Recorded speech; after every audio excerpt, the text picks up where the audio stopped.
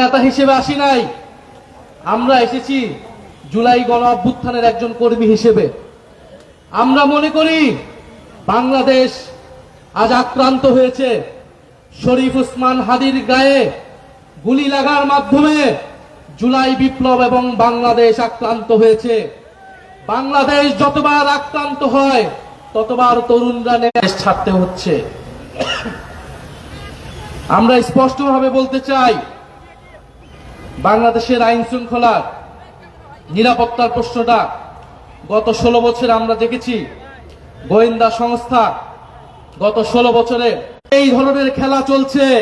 সেই deep state নিয়ে আপনাদেরকে কথা বলতে হবে, সেই গোয়েন্দা সংস্থা নিয়ে আপনাদেরকে কথা বলতে হবে। প্রিয় বন্ধুগণ, আগামীকাল বিজয় দিবস 16ই ডিসেম্বর। এই বিজয়ের প্রাক্কালে বাংলাদেশের 54 বছরের ইতিহাস আমাদেরকে পর্যালোচনা করতে হয়। 1971 সালের 16ই ডিসেম্বর থেকেই যেমন আমরা বিজয় পেয়েছি, তেমন আমাদের প্রতিরোধের যাত্রাও শুরু হয়েছিল। সেই প্রতিরোধ ছিল ভারতীয় আগ্রাসনের বিরুদ্ধে প্রতিরোধ। 1971 সালের 16ই ডিসেম্বর থেকে সেই প্রতিরোধ শুরু হয়েছিল।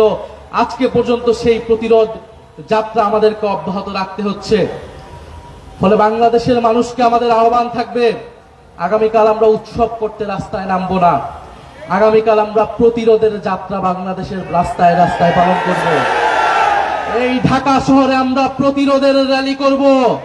আমরা ভারতীয় আধিপত্যবাদের বিরুদ্ধে, বাংলাদেশ বিরোধী সকল ষড়যন্ত্রের বিরুদ্ধে আগামীকাল বিজয় দিবসে আমরা 16ই ডিসেম্বর ঐক্যবদ্ধ হব। প্রিয় সংগ্রামী বন্ধুগণ, ভারত যদি মনে করে বাংলাদেশকে 5ই আগস্টের পরেও আগে রাজনৈতিকভাবে হস্তক্ষেপ করবে, নির্বাচনে কারসাজি করবে, ভারতের সেই ভাবনা ভুল। ভারতের সেই ভাবনা ভুল প্রমাণ করব আপনারা আমরা সকলে মিলে।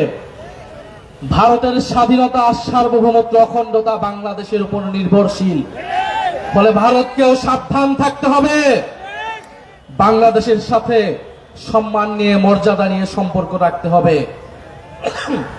আমি কথা বাড়াবো না। আজকে আমরা ঐক্যবদ্ধ হয়েছি শরীফ ওসমান হাদি ভাইয়ের যে গুলির বিচারের দাবিতে, এবং তার উপরে হামলা কোনো বিচ্ছিন্ন ঘটনা নয়। যে ইলেকশন কমিশন এই কথা বলে, সেই ইলেকশন কমিশনার দায়িত্বে থাকার কোন নৈতিক অধিকার থাকে না।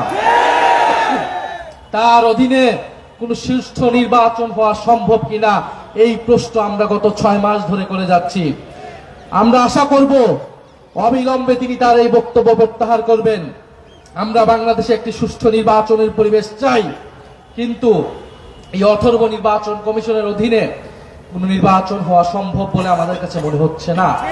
ফলে আমরা চাই বাংলাদেশে নির্বাচনের পরিবেশ থাকবে, গণতন্ত্রের যাত্রা অব্যাহত থাকবে, কিন্তু বাংলাদেশে যারা জুলাই বিপ্লবকে টার্গেট করছে, বাংলাদেশের মিডিয়াতে, বিশ্ববিদ্যালয়ে, আইনাঙ্গনে যারা মুজিববাদী রাজনীতি পুনরায় শুরু করতে যাচ্ছে,